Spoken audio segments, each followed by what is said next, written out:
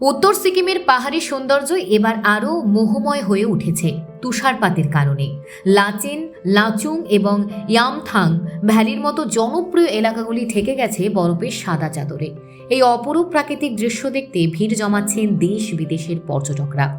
তুষারপাতের ফলে তাপমাত্রা নেমে গেছে হিমাঙ্কের নিচে। তীব্র ঠান্ডা সত্ত্বেও এমন মনোরম পরিবেশে মুগ্ধ পর্যটকেরা। স্নোবল খেলায় মেতে উঠেছেন কেউ কেউ, আবার অনেকে ক্যামেরায় বন্দি করছেন জীবনের সেরা মুহূর্তগুলি। স্থানীয় বাসিন্দারা ওই তুষারপাতকে স্বাগত জানিয়েছেন। তাদের মতে এমন প্রাকৃতিক সৌন্দর্য শুধু পর্যটন শিল্পকে সমৃদ্ধ করবে না, বরং এলাকাবাসীর জীবনে নতুন আশা যোগাবে। তবে প্রশাসন সতর্ক করে জানিয়েছেন, রাস্তাঘাটে তুষার জমে যাওয়ায় চলাচলের সমস্যা হতে পারে।